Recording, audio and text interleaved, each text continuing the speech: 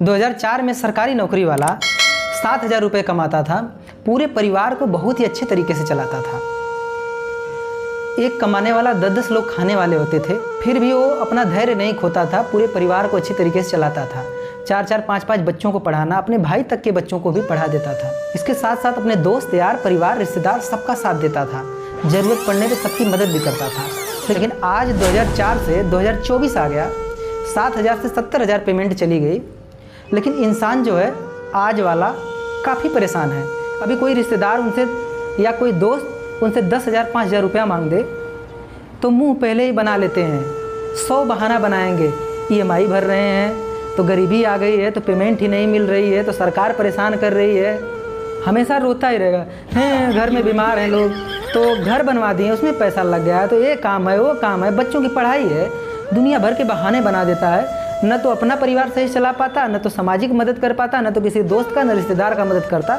इतना पैसा होने के बाद भी बहुत ही ज़्यादा परेशान रहता है। साथ साथ सरकार जो है उनको इतना परेशान कर दी है, उसका कोई हिसाब नहीं। आपको पता ही होगा टीचर में भी बायोमेट्रिक सिस्टम आया था, जिसके चक्कर में काफ़ी परेशान हो चुका है टीचर, क्योंकि उसमें कभी इंसान को लेट हो सकता है, बारिश हो सकती है, भूकंप आ सकता है, मतलब बहुत तरीके की समस्याएं आपको पता ही होगा। और इसके साथ साथ जितनी भी नौकरियां हैं सरकारी, उनको धीरे धीरे प्राइवेट करते लोग जा रहे हैं। आपको पता ही होगा, पता नहीं कितने लोग BSNL से निकाल दिए गए, पता नहीं कितने टीचर लोग निकाल दिए गए। हरियाणा में आपको पता ही होगा बहुत से टीचर निकल चुके हैं, बहुत से स्कूल बंद हो चुके हैं। और रेलवे, बिजली विभाग, सिंचाई विभाग सारी कुछ प्राइवेट होने के कगार पे है, बहुत सी कंपनियां हो चुकी हैं। रेलवे का स्टेशन बिक ही रहा है, जहाज़, हवाई जहाज़ सब प्राइवेट है ही। मतलब उनको हमेशा एक कपकपी पकड़ी हुई है कि कब क्या हो जाएगा। इसी के साथ सरकारी नौकरी वालों की छुट्टियां काफ़ी कम कर दी गई हैं। पुलिस वाले परेशान रहते हैं, टीचर जो है बहुत ज़्यादा परेशान रह रहे हैं। अभी बाढ़, भूकंप, चुनाव, जनगणना, स्वास्थ्य, किसी भी चीज़ में उनकी ड्यूटी लग जाती है। वो बिना जान का परवाह किए सरकार की नौकरी की वजह से वो अपनी जान पे खेल खेल के लोगों को बचाते हैं। आपको पता होगा कोरोना का समय आया था, पता नहीं कितने डॉक्टर, सरकारी डॉक्टर मर गए थे लोग। सरकार पहले पेंशन देती थी, अब पेंशन भी नहीं है कि अपनी ज़िंदगी अच्छे से गुजार सकें। लेकिन सरकारी नौकरी के नाम पे इनको अच्छे तरीके से लूटा जाता है, जिसमें आधा रिश्तेदार, आधा गांव वाले और आधा परिवार वाले हमेशा इनसे नाराज़ ही रहते हैं। 70,000 कमाता है, देता नहीं है, कहाँ रखता है। अब उसका हिसाब लोग लेते हैं, 70 × 12, इतना पैसा गया तो गया कहाँ गया। ये समस्या छोड़िए, इसके साथ सबसे बड़ी जो समस्या है सरकारी नौकरी वालों की पारिवारिक समस्या है। परिवार वालों को लगता है कि ये चोरी चोरी दबा के धर रहा है पैसा, इसकी वजह से सरकारी नौकरी वाला कभी कभी बहुत ही ज़्यादा डिस्टर्ब हो जाता है। उधर सरकार तंग कर रही है, इधर अपने परिवार वाले, इधर समाज वाले तंग कर रहे हैं। अब वो बेचारा करे तो करे, उसके पास पैसा बचता ही नहीं, वो बुरी तरीके से पूरे परेशान रहता है। अपने सरकारी नौकरी वालों को लोग एकदम ताना मार मार के कंजूस है, ये है वो है, इस तरीके से उस बेचारे का स्ट्रगल कभी नहीं लोग देखते, किस स्थिति से कैसे करके वो बेचारा वहाँ तक पहुँचा होता है, वो बेचारा नौकरी कैसे करता है। अब आइए इनके स्ट्रगल के बारे में, संघर्ष के बारे में बताएंगे, तो आपको पता चल जाएगा।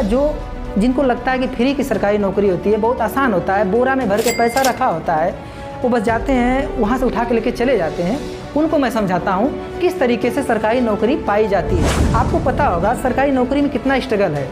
लोग दिल्ली, पटना, पंजाब, राजस्थान, कोटा, इलाहाबाद, प्रयागराज, लखनऊ, बनारस, ऐसे ऐसे शहरों में जाके तैयारी करते हैं। इतना लोग मेहनत करते हैं, तब जाके सरकारी नौकरी मिलता है। इसके साथ साथ सरकारी नौकरी पाने के लिए बेचारे इतनी गरीबी लोग झेलते हैं, इतने कम पैसे में अपनी गुजारा करते हैं, उसका कोई हिसाब नहीं। एक बेचारा बच्चा जो है चोखा भात खा खा के 24-24 घंटे बिता लेता है और 18-18 घंटे उसमें पढ़ाई करता है, वो किसी को नहीं दिखाई देता। लोगों को लगता है सरकारी नौकरी है, 70,000 80,000 पा रहा है, बस उठा के लेके चला आ रहा है, वो स्ट्रगल किसी को नहीं दिखाई देता। आज 15 साल के लड़के जो है, बच्चे जो है, लड़कियां जो हैं अय्यासी कर रहे हैं, वो बेचारा 35-35 साल तक उसका बाल झड़ जाता है, बुढ़ा हो जाता है, ब्याह नहीं करता है, जवानी ख़त्म हो जाती है। लेकिन लोगों को लगता है कि सरकारी नौकरी बहुत ही आसान है। आपको पता होगा सरकारी नौकरी अगर 500 सीट निकलती है, 1-1 करोड़ लोग फार्म भर देते हैं, 50-50 लाख, 40-40 लोग फार्म भर देते हैं। उतने लोगों के बीच में वो बेचारा संघर्ष करके वहाँ तक पहुँचता है एक सरकारी नौकरी के लिए। उस दौरान उसको ट्रेन में कितनी भयंकर दुर्दशा होती है, पता नहीं कितने लोग कट के मर जाते हैं।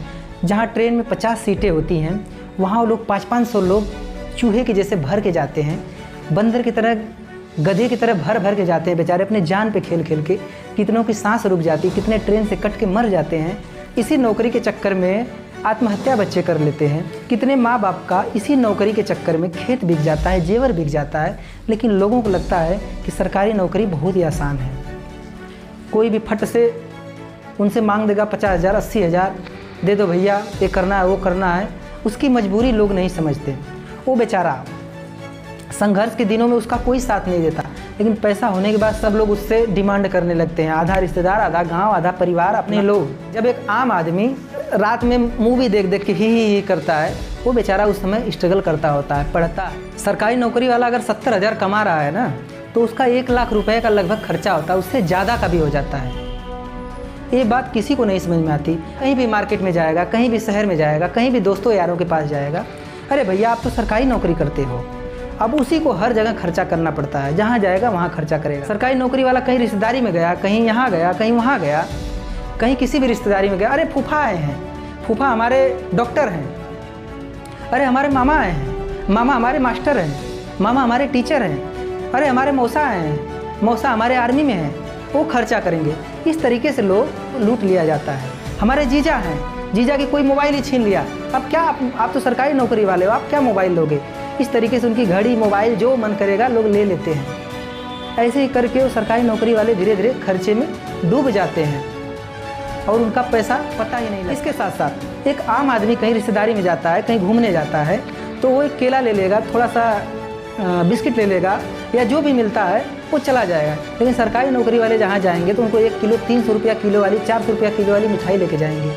उनको शर्म है कि अगर मैं नहीं लेके जाऊँगा तो लोग हमारी बेइज्जती करेंगे, कहेंगे कि अरे यही सरकारी नौकरी करते हो, यही लेके आए। इस वजह से उनका हर जगह खर्चा होता है। कहीं सफ़र में गए घूमने, कहीं पे भी गए, तो ये लगता है लोगों को कि ये सरकारी नौकरी करता है भैया, इसके पास तो धरा धरा पैसा आता है, बस ऐसे उठाता है हाथों से, बस लेके चले आते हैं और उन्हीं से हर जगह खर्चा करवाएंगे। कहीं गाड़ी में तेल भरवा लेंगे, कहीं बारात में जाएंगे, वहाँ पे पार्टी करवाने लगेंगे।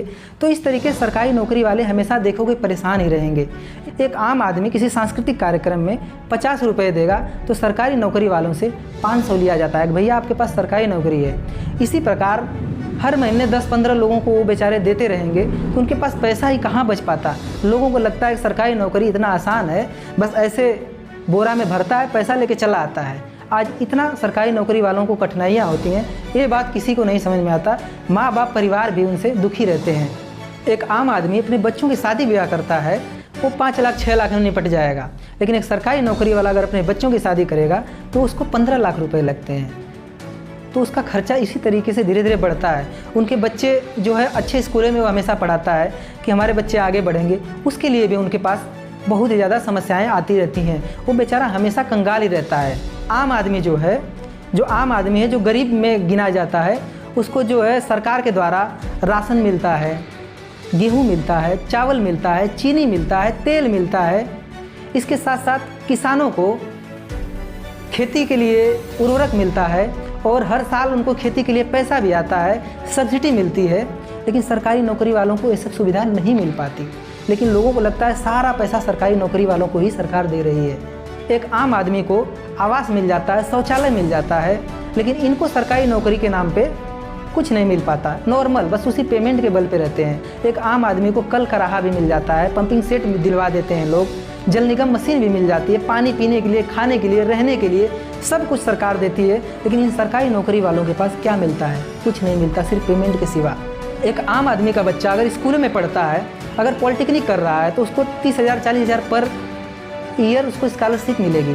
बीटेक करता है 80,000 90,000 लाख रुपए उसको स्कॉलरशिप मिलती है। कोई भी पढ़ाई करता है, बीएड बीटीसी कुछ भी करता है, एक आम आदमी का बच्चा, उसको स्कॉलरशिप मिलती है 80,000 लाख रुपए। यही सरकारी नौकरी के पास आप देख लीजिए, उनके बच्चों को कुछ नहीं मिलता। वो बेचारे किस तरीके से अपनी ज़िंदगी गुजारते हैं। अब इनका हर जगह खर्चा इसी तरीके से होता है। लोगों को लगता है कि सरकारी नौकरी बहुत ही आसान है, बस पैसा बोरा में भरा रहता है, उठा के लेके चले आते हैं। इनका खर्चा किसी को नहीं दिखाई देता। इसी तरीके से आज सरकारी नौकरी वाले पूरी तरीके से बर्बाद हो चुके हैं। उनको सरकार तो हर तरह से तोड़ ही रही है। उनको हमेशा डर है कि कहीं प्राइवेट ना हो जाए, तो कहीं हमें जल्दी पकड़ के रिटायर न कर दे, कहीं 50 साल पे इन्हें रिटायर कर दे, तो सारी कंपनियां आपको पता ही होगा धीरे धीरे प्राइवेट हो रही हैं। इस प्रकार से सरकारी नौकरी वाला बहुत ही ज़्यादा सहमे हुए हैं। आज इन्हीं दोस्तों, रिश्तेदारों और परिवारों के चक्कर में पता नहीं कितने सरकारी नौकरी वाले बर्बाद हो जाते हैं कि हमें किस तरीके से करना है। उनको समझ में नहीं आता कि मेरा पैसा कहाँ जा रहा है, कैसे मेरा नुकसान हो रहा है, और वो अपना घर तक एक अच्छा नहीं बनवा पाते हैं, एक अच्छा कार नहीं ले पाते, एक अच्छी ज़िंदगी नहीं जी पाते। इसी चक्कर में कभी अच्छे तरीके से कहीं घूम भी नहीं पाते। उनका परिवार भी कभी कभी कंगाल हो जाता है। लास्ट में रिटायर होते समय कुछ नहीं कर पाते अपने बच्चों के लिए, अपने परिवार के लिए, क्योंकि वो सामाजिक स्तर में ज़्यादा जूझ चुके होते हैं, पारिवारिक स्तर में ज़्यादा जूझ चुके होते हैं। तो दोस्तों यही मैं कहना चाहूँगा, आजकल बहुत ही ज़्यादा निठल्ले लोग हैं, कमाना नहीं चाहते, मेहनत नहीं करना चाहते। वो सोचते हैं कहीं मुझे फ्री का मिल जाए, मैं ले लूँ। आप किसी को भी अपना नुकसान करके कुछ भी अपना पैसा वैसा ज़्यादा मत दीजिए। आपका पैसा अपने परिवार के लिए, अपने भविष्य के लिए बचा के रखिए। नहीं कब पता सरकार आपको पकड़ के रिटायर कर दे या कब प्राइवेट कर दे, तो आपको कोई पूछने वाला नहीं मिलेगा। मदद करना बहुत ही ज़रूरी है। हर इंसान किसी न किसी का मदद करता है। आपका भी किसी ने मदद किया होगा तब भी आप यहाँ तक आए होंगे। लेकिन ऐसे निठल्ले का मदद करिए जो आपको नाश कर दे। आप उसको पैसा भी देंगे, आप उसको इज्जत भी देंगे, वो आपको एक समय गाली भी देगा। ना आपका पैसा मिलेगा, ना कुछ नहीं मिलेगा। तो ऐसे लोगों से कृपया बचिए और अपने परिवार के लिए बचाइए पैसा। लेकिन इतना सब जानते हुए भी सरकारी नौकरी वाले इमोशंस के जाल में फंस जाते हैं। लोग गरीबी के नाम पे, कुछ ऐसे होते हैं लोग अपने को गरीब दिखाते हैं जबकि वो भी कमाते हैं। उनसे मांग लेंगे 10,000, 20,000, 50,000। जो कामचोर टाइप के लोग होते हैं उनके जाल में फंस जाते हैं। इनकी तारीफ़ कर देंगे, इनको अच्छी अच्छी बातें बता देंगे, इनको अपने गरीबी का नाटक दिखा दिखा के उनको अपने जाल में फंसा लेते हैं। कभी 50,000, कभी बीमारी के नाम पे, कभी किसी नाम पे। इसमें रिश्तेदार भी हो सकते हैं, इसमें दोस्त भी हो सकते हैं, इसमें परिवार वाले भी हो सकते हैं। कोई भी इन सरकारी नौकरी वालों से ऐसे ही करके प्यार से हटते जाते हैं, बेचारे देते रहते हैं और ये परेशान होते रहते हैं। और जबकि इनकी सच्चाई क्या होती है, ये सुबह 500 कमाएंगे, शाम तक कमाएंगे और बल भर जी भर के मुर्गा दारू खूब पीते हैं, खूब खाते हैं गरीबी के नाम पे। गरीबी के नाम पे आटा चावल गेहूँ सब कुछ का मजा लेते हैं। लेकिन ये सरकारी नौकरी वाले जो है इनके माया जाल में फंस जाते हैं। सरकारी नौकरी वाले डरते रहते हैं कि हमारा पैसा ये है वो है, कहीं घूमने ढंग से नहीं जा पाते, कहीं इंजॉय नहीं कर पाते। लेकिन ये जो है, जो गरीबी के नाम पे इनसे ऐंठ लेते हैं, ये दूसरे के पैसा पे या फिर सुबह शाम ईटा गराई मजदूरी करके ज़िंदगी का सबसे ज़्यादा ऐश लेते हैं। तो ऐसे फालतू लोगों से बचिए, किसी के इमोशंस में मत आइए। जो बंदा स्ट्रगल आपको मेहनती दिखता है, जो रिश्तेदार, जो परिवार वाला, जो गांव वाला, उसका सपोर्ट ज़रूर करिए। काम चोरों का मैं कहूँगा एकदम सपोर्ट मत करिए। और जो संघर्ष कर रहा है, जो मेहनत कर रहा है, उनका आप लोग सपोर्ट करिए। नहीं तो आप किसी लायक नहीं रहेंगे। आपका बेटा जब आप बूढ़े होंगे ना, तो गाली आपको देगा कि मेरा बाप कुछ नहीं बनाया, एक ज़मीन तक नहीं लिया, एक घर नहीं लिया, मेरे लिए क्या किया है मेरा बाप। तो आप इस गाली से बचना चाहते हैं तो अपने परिवार के लिए कुछ करिए। ये सामाजिक सेवा जो है ज़रूरी है। 10-5%, 15% समाज के लिए करिए, गांव के लिए करिए, रिश्तेदार के लिए करिए, लेकिन बाकी पैसा अपने परिवार के लिए बचाइए। क्योंकि कब रिटायर हो जाओगे आप, कब आपकी नौकरी चली जाएगी, कब आपको समस्याएं होंगी, कितनी दिक्कत आ सकती है, आपको पता ही नहीं होगा। और हाँ दोस्तों, अगर मेरी बात किसी को भी बुरा लगा हो तो उसके लिए मैं पहले ही क्षमा चाहता हूँ। हम भी आपकी तरह इंसान हैं, हो जाती है। अगर मान लीजिए कोई भी गलती हुई हो या किसी के दिल को ठेस पहुँचा हो तो उसके लिए मैं क्षमा चाहता हूँ। और इसी तरीके का मैं बहुत ही वीडियो लेके आऊँगा। अभी तो मैंने पॉजिटिव बताया सरकारी नौकरी का। सरकारी नौकरी वाले बहुत प्रकार के लोग हैं, बहुत ही घटिया किस्म के भी लोग हैं, जो कि उनके बारे में अगले वीडियो में मैं बताऊँगा। इसके लिए आप इस वीडियो को लाइक करिए, सब्सक्राइब करिए, फॉलो करिए और लोगों के पास शेयर ज़रूर करिए। धन्यवाद।